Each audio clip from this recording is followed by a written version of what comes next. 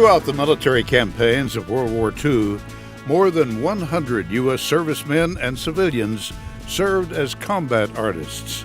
They depicted triumphs and tragedy in every theater of the war as they experienced it firsthand. Combat artists played an important role in the documentation and interpretation of the war experience. Artists were sent by every branch of the U.S. military to document the war effort.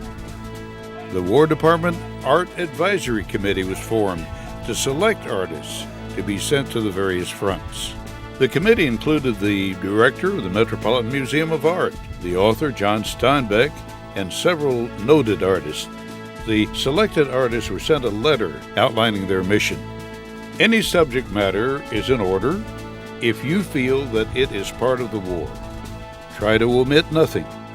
The nobility, courage, cowardice, cruelty, and boredom of war. Express, if you can, realistically or symbolically, the essence and spirit of war. The combat artists often produce their work under extreme conditions.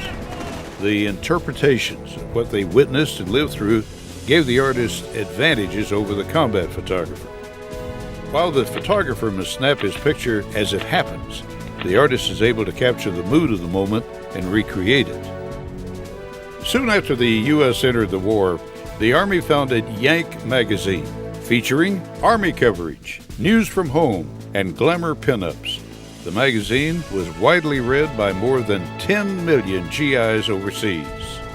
To cover the war, Yank staff artists were often paired with a writer, with the artist supplying illustrations for the writer's story.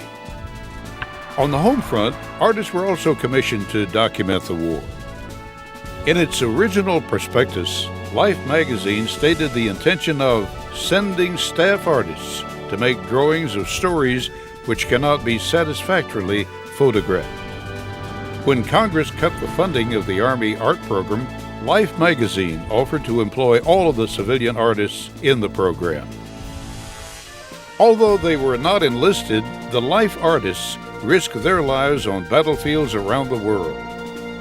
By the end of the war, Life magazine had commissioned over 1,000 paintings and sketches from artists such as Byron Thomas and Peter Hurd.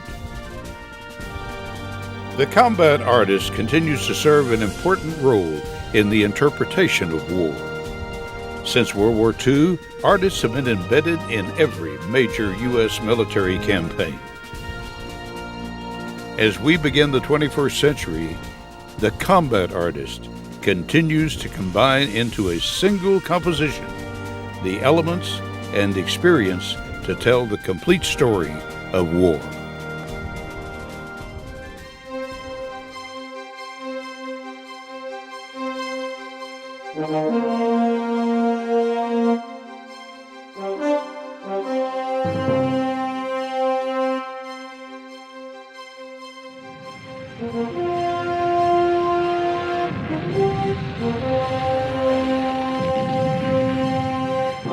Following the attack on Pearl Harbor, the United States found itself drawn into World War II. As the opening stages of the war progressed, the need arose to document the war experience for the American home front. At the age of 38, artist Peter Hurd received a telegram from Life magazine offering him a commission to paint and sketch the war from a first-hand point of view. His assignments for Life magazine would transport him from the pastoral setting of his New Mexico ranch to the harsh reality of war.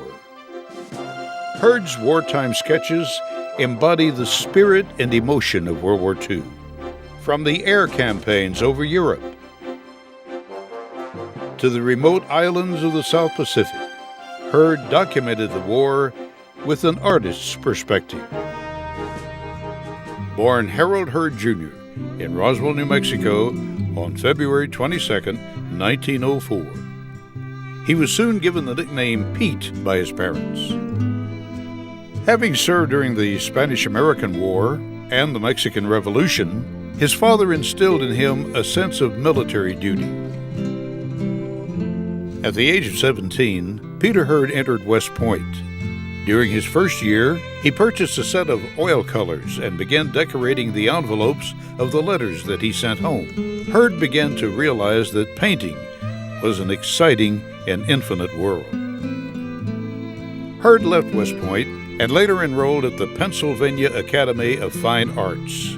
For the next 6 years, he served as an apprentice under the renowned artist N.C. Wyeth. In 1929, Hurd married N.C. Wyeth's daughter Henrietta, and they honeymooned in Hurd's beloved New Mexico. 5 years later, they purchased a ranch in San Patricio, New Mexico, where they eventually settled. Through the 1930s, Hurd gained recognition from the murals he painted in post offices in Texas and New Mexico.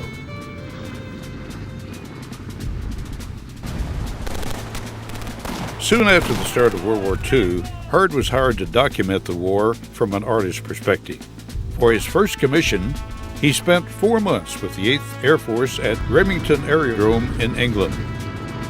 In addition to documenting daily life, Hurd flew numerous missions with the airmen. He shared the emotions of their tragedies and triumphs.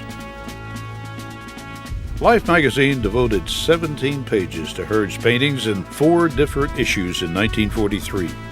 From portraits of airmen to the point of view of a B-17 waist gunner, Hurd captured the stark realities of war with an intimate knowledge. In January of 1944, Hurd embarked on his second commission for Life magazine. Over the next 6 months, he would travel over 60,000 miles with the Air Transport Command, touching down in 21 countries on 5 continents. In stark contrast to the tension of his first assignment in England, Hurd was able to travel freely and document the war as it spread throughout the Southern Hemisphere. Among his many subjects, he sketched native islanders in the Pacific, airfields in Africa, and the U.S. landing strip on Ascension Island in the South Atlantic. Life magazine published 23 of Hurd's sketches on June 19, 1944. After the war, Hurd resumed the daily routine of sketching and painting life on his ranch. He would travel on horseback, occasionally stopping to paint or sketch a scene that interested him. In 1952, Hurd embarked on an epic project to create a fresco painting inside the rotunda of the administration building at Texas Technological College in Lubbock. The project, which took 2 years to complete, documents the history of settlement in the Lubbock area. In 1966, Hurd was commissioned to paint the official portrait of President Lyndon Johnson, which now hangs in the National Portrait Gallery in Washington, D.C. Hurd had plenty of work for his entire life following World War II. His work appears in more than 40 of the finest museums in the country. When Hurd died on July 9, 1984, he left an invaluable volume of work. I have no possible knowledge, nor does anyone else for sure, how he'll be regarded after his death. But regardless of that, I do feel that one thing they will probably say, well, that's the way it used to be. I may not be regarded as a great artist or one of any real concern, but I do feel that I record things that perhaps even the camera doesn't go after, which will remind people of the past as, someone who lived in this period, as simply as that.